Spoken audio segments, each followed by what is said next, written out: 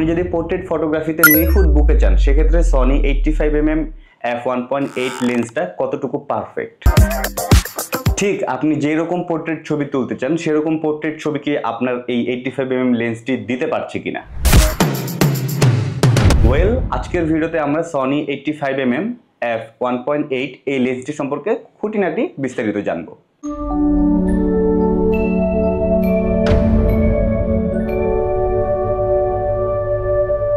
আমি সনির 85mm এই লেন্সটি use করি সাধারণত পোর্ট্রেট ফটোগ্রাফির জন্য, সামটাইমস ভিডিও করার জন্য। তবে হ্যাঁ, আমি কিন্তু প্রোডাক্ট বা ফুড ফটোগ্রাফির ক্ষেত্রেও সামটাইমস এই সেম লেন্সটি ইউজ করে থাকি। তো চলুন দেখে নেই এই লেন্সটি আপনার ক্যামেরার ব্যাগে থাকা দরকার কি না।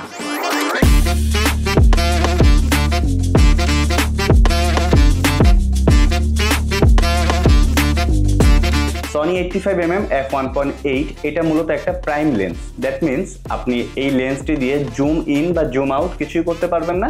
একটি ফিক্সড ফোকাল লেন্থ থেকে আপনাকে ছবি তুলতে হবে, তবে ছবির কাছে যেতে চাইলে ফিজিক্যালি আপনাকে কাছে যেতে হবে বা পেছনে আসতে হবে। এরপরে আমরা যদি একটু খেয়াল করি এই লেন্সের নামের দিকে, এই লেন্সের নাম হচ্ছে সনি 85mm f1.8, অর্থাৎ এই লেন্সের ফোকাল লেন্থ হচ্ছে 85mm আর এটার অ্যাপারচার হচ্ছে 1.8।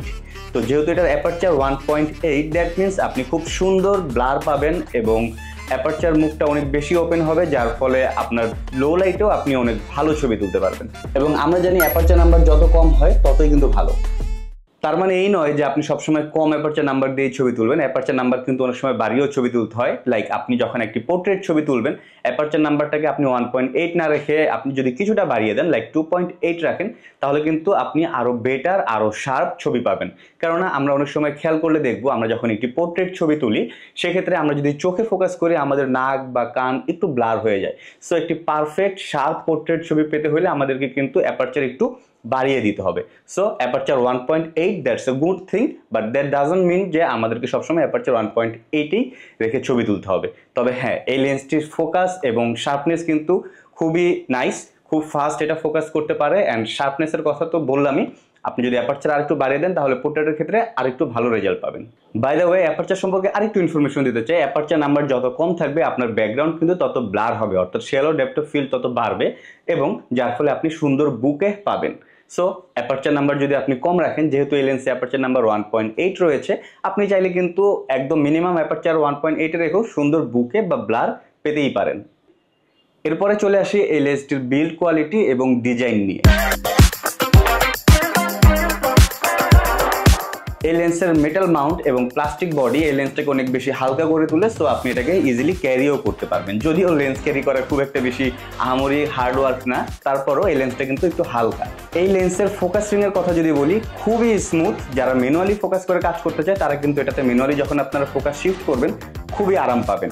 বাই দ্য ওয়ে, ভিডিওর ক্ষেত্রে যখন ম্যানুয়ালি ফোকাস করা লাগে খুব স্মুথলি কাজ করে এবং আমরা চাইলে খুবই ইজিলি এই লেন্সটিকে অটো ফোকাস থেকে ম্যানুয়াল ফোকাসে শিফট করতে পারি।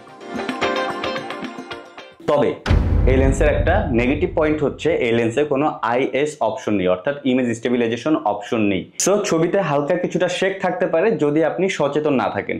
আর স্পেশালি যদি আপনি ভিডিও করেন সেক্ষেত্রে আপনাকে অবশ্যই ট্রাইপড বা ইমেজ স্টেবিলাইজড গিম্বল ইউজ করতে হবে, সো দ্যাট আপনি আরও বেটার রেজাল্ট পাবেন। তবে পার্সোনালি আমি আমার এক্সপিরিয়েন্স থেকে যদি বলি, আমি এই যে ইমেজ স্টেবিলাইজেশন এই লেন্সের মধ্যে নেই, এর কারণে আসলে খুব একটা বেশি ঝামেলা আমাকে পোহাতে হয়নি। কেননা ছবি তোলার ক্ষেত্রে অবশ্যই আমি সচেতন থাকি এবং ভিডিওর ক্ষেত্রে আমি সবসময় ট্রাইপড বা গিম্বল ইউজ করি, সো খুব একটা বেশি সমস্যা হয় না। সনির লেন্সগুলোর সাথে যদি আমি কম্পেয়ার করি তাহলে অন্যান্য লেন্সের তুলনায়, লাইক সনি 85mm জি মাস্টারের সাথেও যদি আমি কম্পেয়ার করি, যদিও সেটাও 85mm বাট সেটা জি মাস্টার, তবে সেটার প্রাইসের সাথে যদি কম্পেয়ার করি আমরা খেয়াল করবো এই লেন্সটি কিন্তু অনেক কম, অর্থাৎ অনেক সাশ্রয়ী। সো সহজেই বলা যায় যারা পোর্ট্রেট ফটোগ্রাফি করতে চান, হতে পারে সেটা ফ্যাশনে বা ওয়েডিং ফটোগ্রাফিতে, এই লেন্সটি আপনার জন্য একটি বাজেট অপশন হতে পারে। আর প্রতিদ্বন্দ্বী হিসেবে আপনি চাইলে এই লেন্সটির সাথে সিগমা বা ট্যামরনের লেন্সগুলোকে প্রতিদ্বন্দ্বী হিসেবে ধরতেই পারেন। সো এই ছিল আজকের ভিডিও। আপনি যদি পোর্ট্রেট ফটোগ্রাফি করেন এবং সুন্দর বুকে বা ব্যাকগ্রাউন্ড ব্লার চান, তাহলে এই লেন্সটা আপনার জন্য বাজেট ফ্রেন্ডলি একটি অপশন কিন্তু হতে পারে। ধন্যবাদ সবাইকে ভিডিওটি দেখার জন্য। আর আপনারা যদি ফটোগ্রাফি বা ভিডিওগ্রাফি রিলেটেড বা ক্যামেরা লেন্স এই সব টপিকস রিলেটেড আরও কন্টেন্ট দেখতে চান, অবশ্যই আমার চ্যানেলটি এবং আমার এই ভিডিওটি লাইক, কমেন্ট, শেয়ার, সাবস্ক্রাইব করে সাথে থাকবেন। শীঘ্রই আমি আরও নানা ধরনের কন্টেন্ট নিয়ে আপনাদের সামনে হাজির হচ্ছি। অবশ্যই ইনফরমেশনগুলো আপনাদের জন্য হেল্পফুল হবে। থ্যাংক ইউ, আসসালামু আলাইকুম।